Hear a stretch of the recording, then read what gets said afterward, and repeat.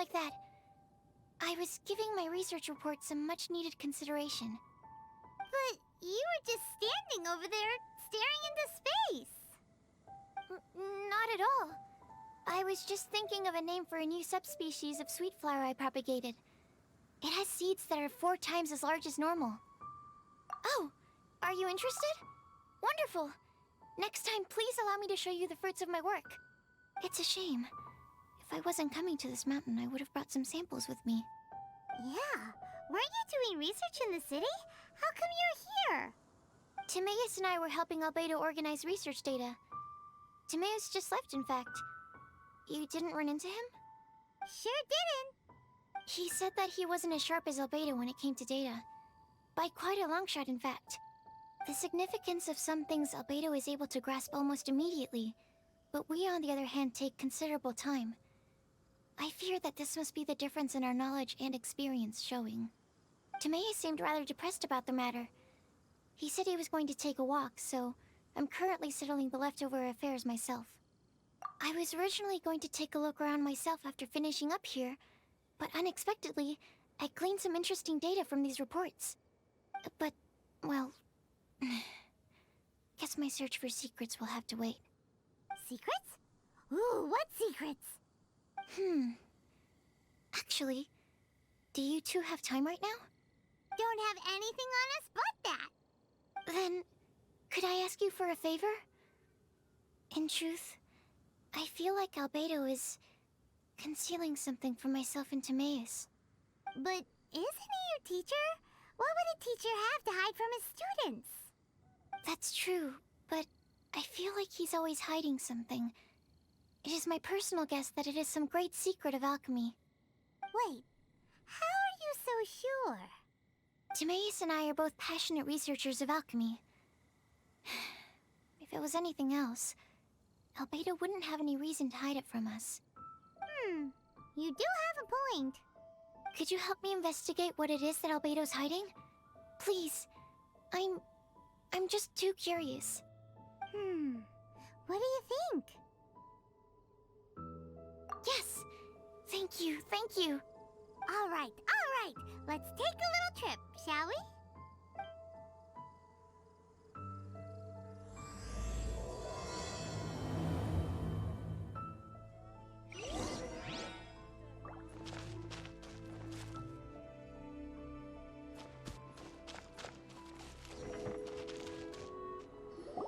Albedo! Why are you here? Are you lost? No, we're not.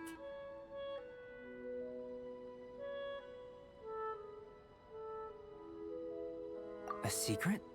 Hey, what are you doing? Our mission calls for a delicate approach. Sure, but still. Actually, you've arrived at just the right moment. I have business with you too, in fact. Here, catch. Huh? What's this? As you can see, it is a sword. I did not make the sword. However, I did add some alchemical touches to it. Would you like to try it out? My research indicates that this sword has some unique properties. Only you can use it, but I need to gather data from it quite urgently. So, could I bother you to use it in battle? Wait a second. How can there be a sword that only one person can use? Very astute of you. This sword has indeed had a curse laid upon it. An ordinary person would be unable to wield it at all. However, you are an exception. Huh? Or perhaps I should say that only you are immune to the curse. As such, who could I find to help me if not you? We gain little from saying more. Go find some monsters nearby. After all, some things are best discovered through practice.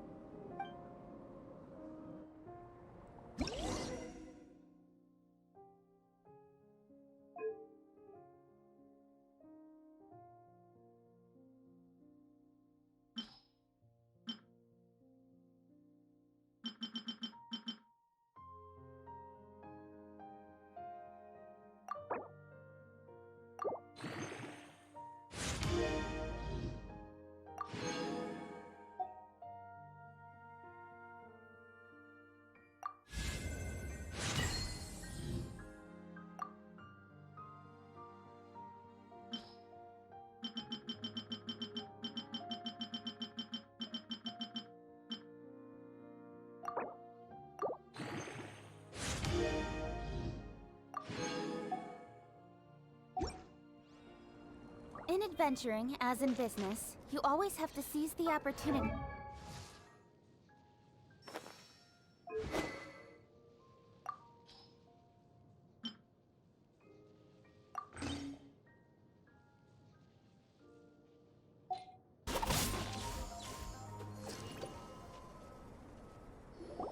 Over here! It's with this brat! Give it back, you thief! Treasure hoarders? There are treasure hoarders in a place this cold? Enough talk! Hand it over! Watch out!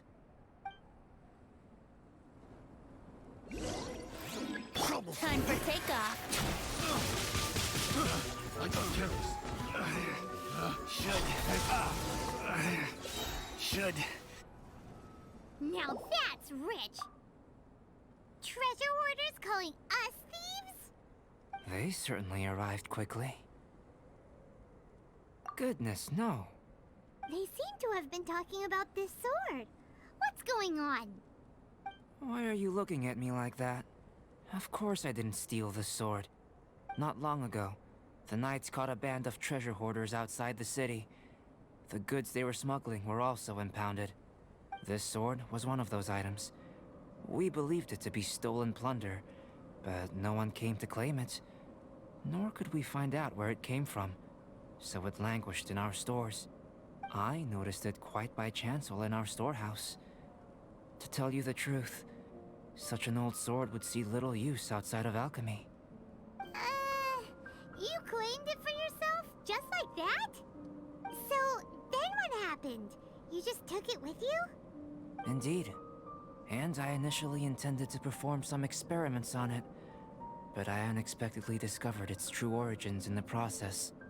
This ancient-looking weapon once passed through the hands of a now-deceased blacksmith. It is a legendary, magical sword. A magical sword? It is said that the smith vanished not long after creating the weapon, with the weapon subsequently becoming lost to time. Working backwards from its eventual fate as plunder, one can guess that it was then stolen by the treasure hoarders, where it remained in obscurity till recently. The blacksmith who made this weapon disappeared? That's kinda spooky. No wonder it's cursed. Exactly. Do you know the story of Durin and this mountain? Durin was the black dragon who menaced Mondstadt, before finally being defeated by the combined efforts of the Valen and the Animo Archon Barbados. After a fierce battle, the vanquished Durin crashed to ruin here, falling into the thick snow. Snow gathers atop this mountain and never melts, which is a most curious phenomenon. Which leads one to wonder, was Durin's fall here purely by chance, or was it intent? Could it really have been intent? Perhaps this place was chosen as a gravesite precisely so that the snow's power could seal the corrosive toxin coming from Durin's body. It seems plausible that Barbados would think of such a method. Huh. Was Barbados such a capable god? Well, these are just my postulations. I don't have any evidence. But what's for certain is that this mountain and Durin are deeply intertwined. In fact, I believe that the very sword in your hand has Durin's remains in it. A dragon's remains? Indeed. The dragon's eyes, claws, and scales ground into dust before being used to coat the blade. In this way, Durin's corruption and venom entered into the sword and became the source of its power. This is very advanced craftsmanship.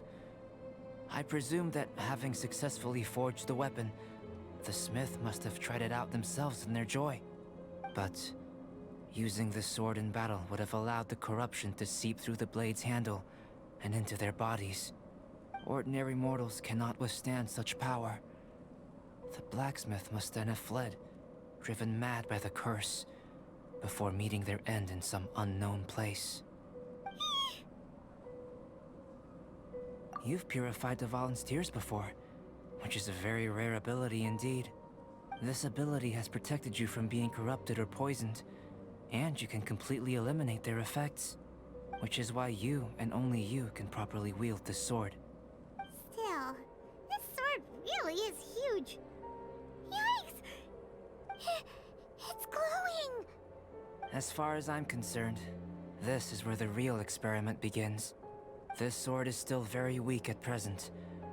However, it is able to absorb energy, and through that, it is able to constantly become stronger.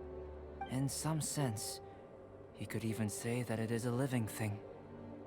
Well then, traveler, adventure with it to your heart's content. I need you to help it grow. I believe that we will soon have all the proof that we need.